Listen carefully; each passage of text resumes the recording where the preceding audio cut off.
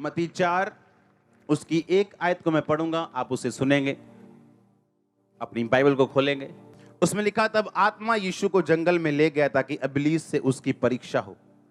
वो 40 दिन 40 रात निराहार रहा। तब उसे भूख लगी।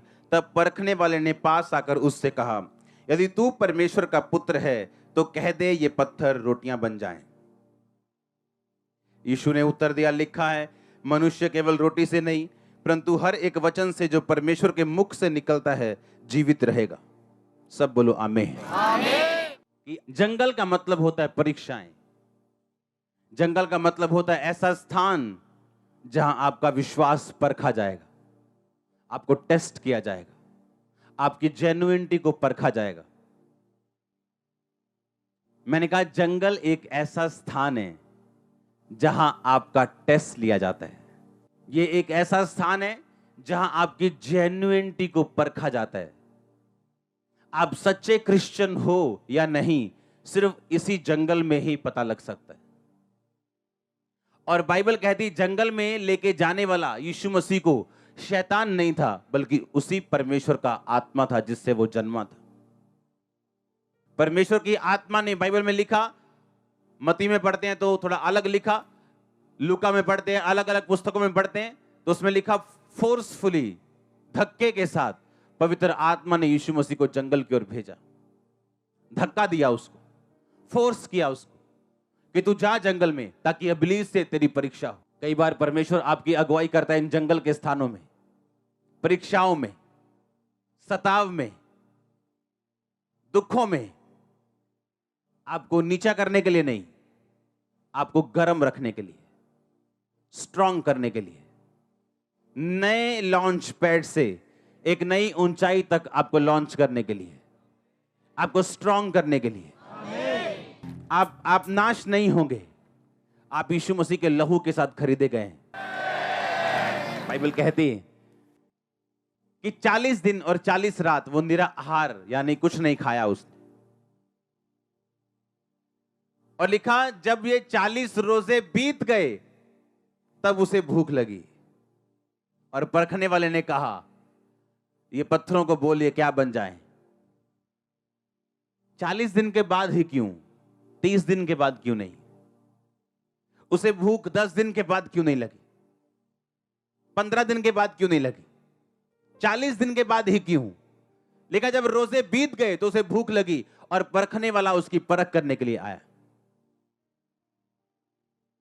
वो कब आया? जब 40 रोजे खत्म हो चुके थे और उसको मालूम था कि अब ब्लेसिंग, वो सामर्थ, वो अभिषेक बहुत नजदीक है।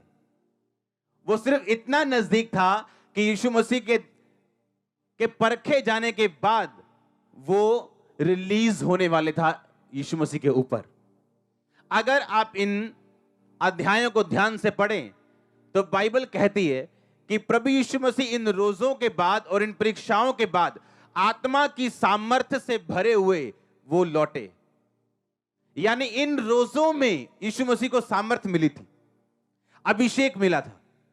और शैतान ये बात जानता था कि 40 रोजे सक्सेसफुली पूरे हो चुके हैं, अब इन्हें खत्म कैसे करूं या मैं इन्हें व्यर्थ कैसे करूं।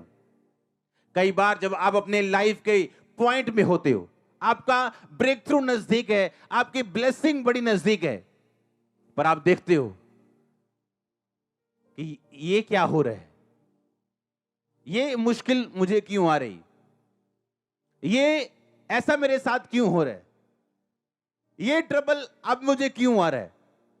वो इसलिए कि शैतान देख चुका है कि आप पे ब्लेसिंग सिर्फ अब 1 इंच का फासला रह चुका है। वो देख चुका है और जब वो देख चुका है वो ये चाहता है कि आप परख में फेल हो जाएं।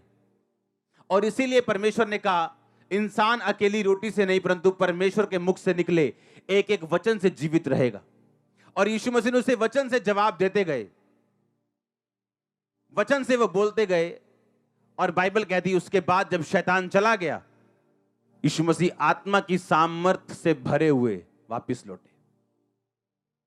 यानी वो डिवाइन पर्पस, वो ईश्वरीय काम, वो ईश्वरीय बुलाहट, वो खुदा की योजना जो खुदा ने यीशु मसीह के लिए रखी थी वो पूरी हो चुकी थी।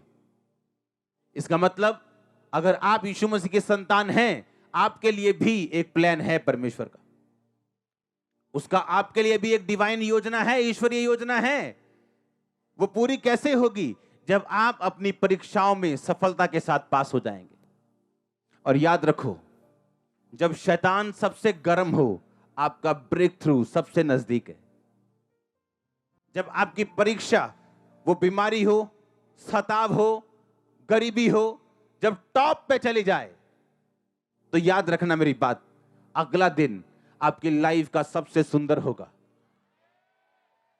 आपको ये याद रखना है कि जब शैतान पूरे फुल फॉर्म में आपके पीछे, आपका ब्रेक थ्रू बहुत नजदीक है, बहुत ज्यादा नजदीक, आपकी सांस से करीब है वो। मैं आपको स्पिरिचुअल, आपको मैं आत्मिक रीति के साथ बता रहा हूं, आपको प्रोफेटिक रीति के साथ बता रहा हूं। आपकी टेस्टिमनी आपके करीब आ चुकी है। आपको अपनी अंदरूनी आंखों के साथ उसे देखना है। आपको इन शारीरिक आंखों से नहीं देखना। आपकी टेस्टिमनी बहुत करीब है। इसीलिए शैतान डरा हुआ है, इसीलिए वो घबराया हुआ है। वो आपको डिस्ट्रैक्ट करना चाहता है, आपको आकर्षित करना चाहता है, आपके ध्यान को भटकाना चाहता है। पर आपको कूल रहना है, बी कूल रहना है, कूल बेबी। क्या करना है? कूल रहना है, कूल, क्योंकि टेस्टिमनी बहुत बड़ी आने वाली है आपकी। आपने यही बात याद रखनी कि 40 दिन के बाद ही क्यों, जब उसे 40 दिन के बाद ही भूख क्यों लगी, और परखने वाले ने 40 दिन के बाद ही उसे क्यों परखा, और आत्मा ने उसे भेजा जंगल में, जा और तेरी शैतान से परीक्षा हो। ऐसा क्यों, वैसा क्यों? अगर आप यीशु मसीह के साथ सिंसियर हैं, सिंसियर, हां, अगर आप बिल्कुल सिंसियर हैं, आप फेथ में बने रहेंगे और कभी क्वेश्चन नहीं करेंगे। अगर आप सिंसियर हैं, अगर आपकी वॉक, अगर आपका चाल यीशु मसीह के साथ अगर सिंसियर है, आप क्वेश्चन नहीं करेंगे।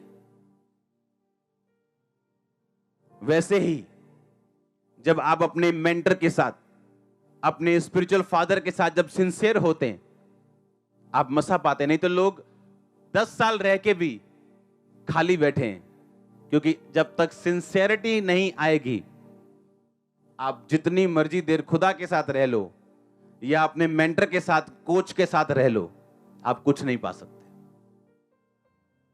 आपको सिंसियरिटी दिखानी खुदा के सामने, आमीन, कि आप जेन्युइनली उसको फॉलो कर रहे हैं, आप हार्टली उसको फॉलो कर रहे हैं।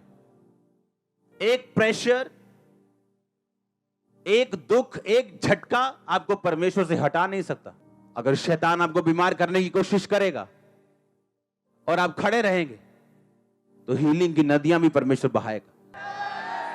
अगर वो एक बंदे को आपके खिलाफ खड़ा करेगा और आपकी बेइज्जती करेगा, खुदा 10 लाख खड़ा करके आपकी इज्जत करेगा।